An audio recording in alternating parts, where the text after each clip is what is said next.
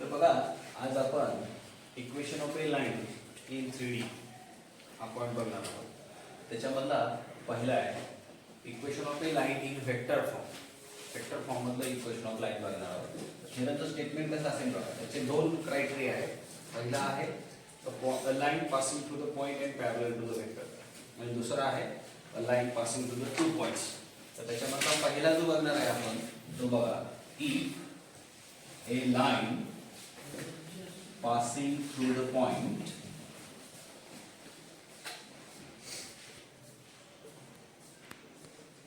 A of A bar and parallel to the vector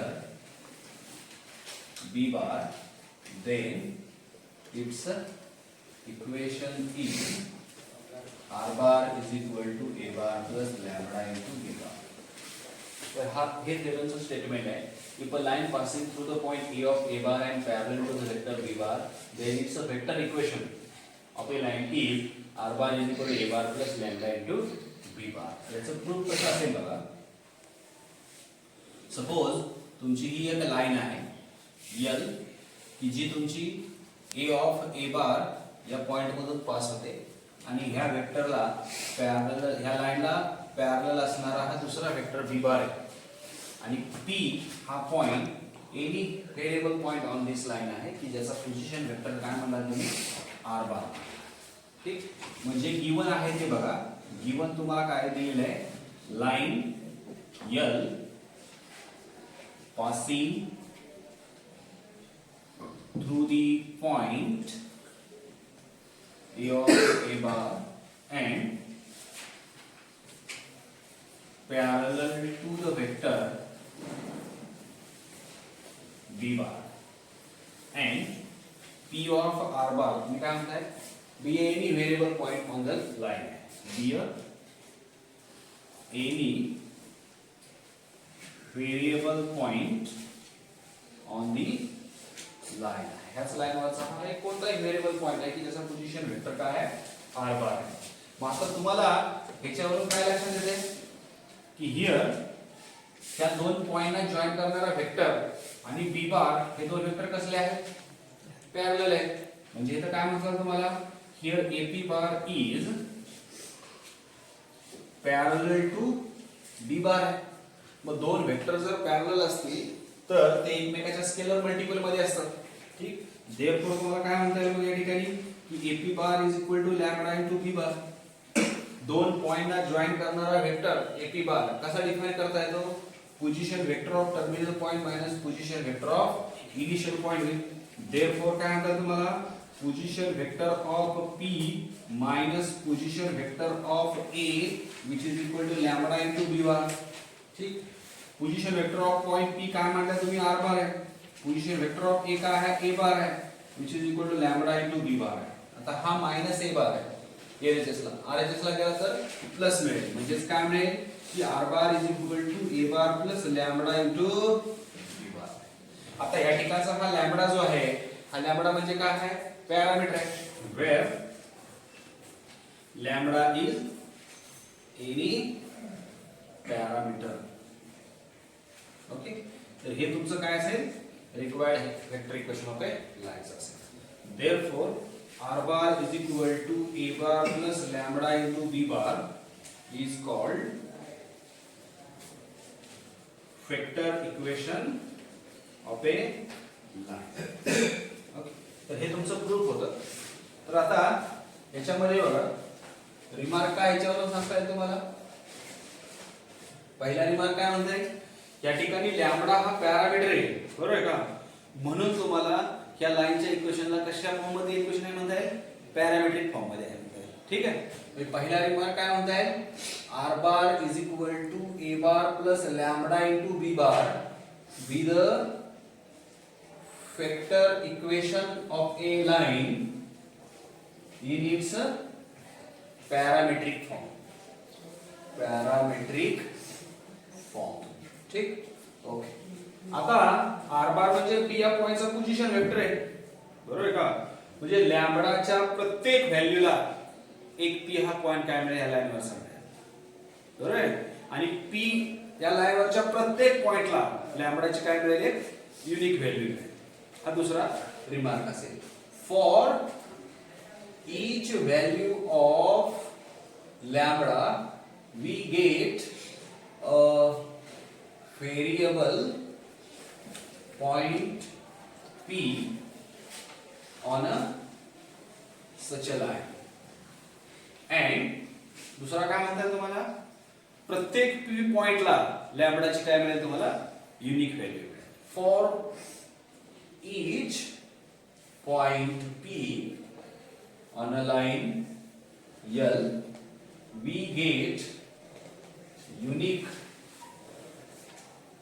value of lambda. It is your second remark.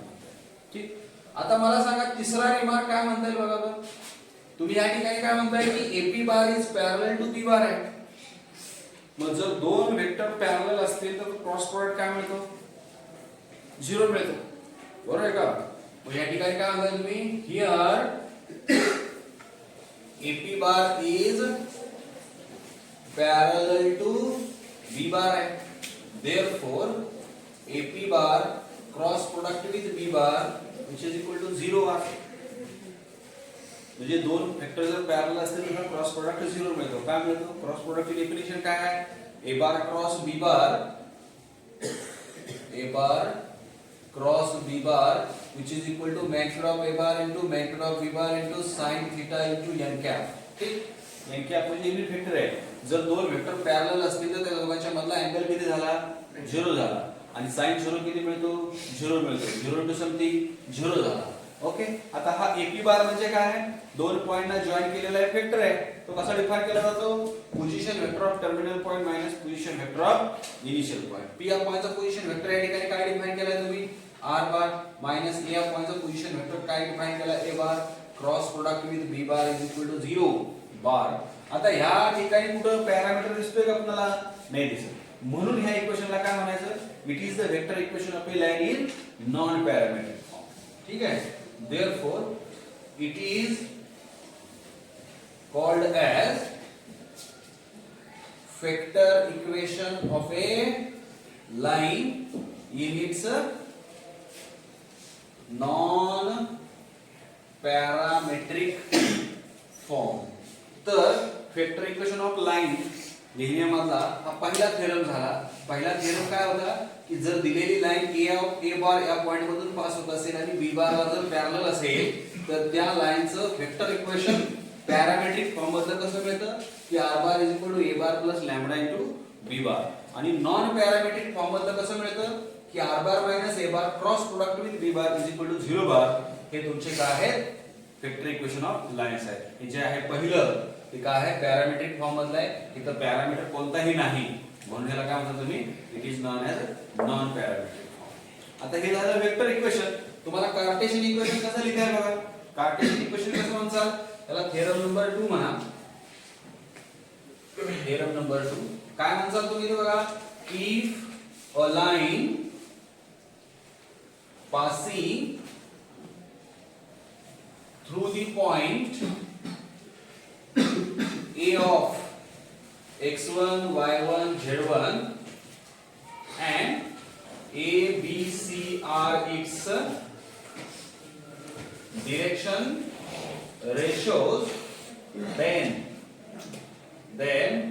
x minus x1 upon A is equal to y minus y1 upon B is equal to z minus z1 upon C is Cartesian equation of a line. Theorem number 2 काय आहे, equation of line. तुम्हाला Cartesian formula जर find out करायला सांगितलं असेल तर ते कसं फाइंड करताल बघा. तर थेरम मध्ये किंवा स्टेटमेंट मध्ये गिवन इन्फॉर्मेशन काय आहे की दिलेली लाइन तुमची ही A of x1 y1 z1 या पॉइंट मधून पास होते आणि ABC काय आहे त्याचे डायरेक्शन रेशोज आहे. जर ही दोन तुम्हाला कन्सेप्ट दिलेले असतील तर त्या लाइन्स इक्वेशन कार्टेशियन फॉर्म्युला कसं लिहिता येईल, x x1 upon a is equal to y y1 upon b is equal to z z1 upon c. ह्याला काय म्हणणार तुम्ही, कार्टेशियन इक्वेशन म्हणणार. आता ह्याचं प्रूफ कसं लिहिता येईल तुम्हाला. सपोज ही लाइन आहे, ही लाइन L आहे, की ही जी लाइन L जी आहे ती A of x1 y1 z1 या पॉइंट मधून पास होते आणि ह्या लाईन वरचा कोणताही एक पॉइंट घेतला तुम्ही p की ज्याचा कोऑर्डिनेट हा व्हेरिएबल पॉइंट आहे x y z घेतले. आता मला सांगा दोन पॉइंट मधून पास होणाऱ्या वेक्टरचे डायरेक्शन रेशोज कसे राहतात, त्यांच्या कोऑर्डिनेट मधला डिफरन्स राहतो. आता AP बार हा ह्या लाईन वरचा वेक्टर आहे, तर AP बारचे डायरेक्शन रेशोज म्हणजेच तुमच्या ह्या लाईनचे डायरेक्शन रेशोज राहतील का नाही? ओके, इथं काय म्हणणार तुम्ही? Now here line L passing through the point A of x1 y1 z1 and P of x y z be any variable point on such a line. Therefore, direction ratios of a line are काय होईल? यांच्या coordinate मधला difference होईल. काय मिळेल तुम्हाला? हा x x1 y y1 z z1 हे काय झाले तुमचे डायरेक्शन रेशोज झाले. मात्र गिवन इन्फॉर्मेशन मध्ये काय दिले? त्या लाईनचे डायरेक्शन रेशोज काय काय दिलेले आहेत? एबीसी दिलेले आहे. आता तुमच्या ह्या वेक्टर एपी बारचे डायरेक्शन रेशोज म्हणजे तुमची काय म्हणता तुम्ही लाईनचे डायरेक्शन्स आहे. बट काय म्हणता तुम्ही? A B C are the direction ratios of a line L.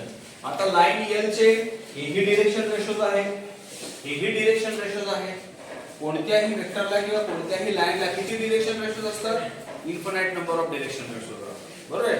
पण जर एकाच लाईनचे तुम्हाला जे डायरेक्शन रेशोज दिलेली असतील तर ते कसे राहतात? एकमेकाला प्रोपोर्शनल मध्ये राहतात. देयरफॉर तुम्हाला काय म्हणता येईल मग? हे x x1 upon a is equal to y y1 upon b is equal to z z1 upon c. Direction ratio जे आहेत ते एकमेकाला कसे राहतात? प्रोपोर्शनल राहतात. म्हणून तुम्हाला हे इक्वेशन मिळालं. कोणतं मिळालं? x x1 upon a is equal to y y1 upon b is equal to z z1 upon c. आणि ह्याला काय म्हणणार आहात तुम्ही? It is known as Cartesian equation of a line. It is known as Cartesian equation of a line. ठीक. मग आता तुम्हाला सांगा याच्यावरून रिमार्क काय म्हणता येईल तुम्हाला? पहिला रिमार्क काय म्हणता येईल? जर का तुम्ही Cartesian equation of a line लिहिलं की जी a of x1 y1 z1 त्या पॉइंट मधून पास होतात आणि abc ही त्याचे डायरेक्शन रेशोज आहेत. काय म्हणताय पहिला remark? if x x1 upon a is equal to y y1 upon b is equal to z z1 upon c is equal to याला पण हा जो रेशो आहे हा लॅम्बडा मानला, कोणताही एक स्केलर मानला. त्याला काय म्हणतात तुम्हाला? Be a Cartesian equation of a line in its symmetric form. Symmetric form. आता हे प्रत्येक रेशो एकमेकाला इक्वल आहे का? प्रत्येक रेशो एकमेकाला कसा आहे? इक्वल आहे. म्हणून तुम्ही याला काय म्हणता? It is known as Cartesian equation of a line in its symmetric form. आता हा प्रत्येक रेशो इज इक्वल टू जर लॅम्बडा तुम्ही इक्वेट केला तर ह्याच्यावरून तुम्हाला x y z ची व्हॅल्यू मिळेल आणि ही x y z ची व्हॅल्यू म्हणजे काय असतील? Coordinates of a point on a line. Therefore तुम्हाला काय म्हणता येईल बघा की x is equal to x1 a lambda, y is equal to y1 b lambda, z is equal to z1 c lambda. Therefore काय म्हणणार तुम्ही? Coordinates of any variable point on a line are p of x, y, z is equivalent to काय मिळाला? x1 a lambda, y1 b lambda, z1 c lambda. हे काय झाले? त्या line वरचा कोणताही एक व्हेरिएबल पॉइंट घेतला तर त्या व्हेरिएबल पॉइंटचे हे काय मिळाले? कोऑर्डिनेट्स मिळाले. आता हा दुसरा रिमार्क काय म्हणतात तुम्हाला? की हे Cartesian equation of a line तुम्ही कशा फॉर्मॅट मध्ये लिहिलं? सिमेट्रिक फॉर्मॅट मध्ये लिहिलं. कधी लिहिलं? डायरेक्शन रेशोज नॉन झिरो असतील तर. जर डायरेक्शन रेशोज इक्वल टू 0 दिला असेल तर त्याला तुम्ही कसं लिहाल? If a b c are non zero then we write the Cartesian equation of a line in its symmetric form. ज्या वेळेस तुम्हाला डिरेक्शन रेशो लाईनचे नॉन झिरो दिलेले असतील त्याच वेळेस तुम्ही काय लिहिणार आहात Cartesian equation of a line in symmetric form. But at least one of them A, B, C are 0, then we write the equation of a line in the form of x is equal to x1 plus a lambda, y is equal to y1 plus b lambda, z is equal to z1 plus c lambda. आणि ह्याला काय म्हणणार? It is non symmetric form. कुठलाही ratio equal नाही, प्रत्येक वेगवेगळे terms आहेत म्हणून ह्याला काय म्हणणार तुम्ही? नॉन सिमेट्रिक फॉर्म म्हणणार. Therefore it is called as Cartesian equation of a line in its non-symmetric form. Okay. तर vector equation of a line आणि कार्टेशियन इक्वेशन ऑफ लाइन मधला हा पहिला पॉइंट झाला. कोणता पॉइंट झाला? की जर लाइन एका पॉइंट मधून पास होत असेल आणि त्या वेक्टरला पॅरलल असेल, त्या लाइनला पॅरलल असेल, तर त्या लाइनचं वेक्टर इक्वेशन पॅरामेट्रिक फॉर्म आणि नॉन पॅरामेट्रिक फॉर्म मध्ये थेरम नंबर 1 मध्ये पॅरामेट्रिक फॉर्म बघितला आणि रिमार्क मध्ये नॉन पॅरामेट्रिक फॉर्म बघितला. ठीक. तसंच Cartesian equation of a line एका पॉइंट मधून पास होत असेल आणि त्याचे तुम्हाला जर डिरेक्शन रेशो दिलेले असतील तर त्याचं कार्टेशियन इक्वेशन सिमेट्रिक फॉर्म मधलं आणि नॉन सिमेट्रिक फॉर्म मधलं बघितलं. ओके. नॉन सिमेट्रिक फॉर्म कधी लिहितो? जर डिरेक्शन रेशोज 0 असतील तर. सिमेट्रिक फॉर्म मध्ये कधी लिहितो? प्रत्येक डिरेक्शन रेशोज कसा पाहिजे? नॉन झिरो पाहिजे. आणि ह्याच्यावरून त्या लाईनवरच्या कोणत्याही व्हेरिएबल पॉइंटचे कोऑर्डिनेट्स कसे काढायचे? हा रेशो प्रत्येक रेशो लॅम्बडा इक्वेट करा, x y z ची व्हॅल्यू काढा. तर ह्या x y z च्या व्हॅल्यूज म्हणजे तुमचं काय असतील? Coordinates of A variable point on the same line. Okay. तर हा आज पहिला पॉइंट आपण इथं बघितला लाईनचा. याच्याबद्दल काही डाउट्स असतील वगैरे तर तुम्ही कमेंट बॉक्स मध्ये सांगा. आणि पुढच्या लेक्चर मध्ये आपण vector equation of a line passing through the 2 points आणि Cartesian equation of a line passing through the 2 points form. Okay. Thank you.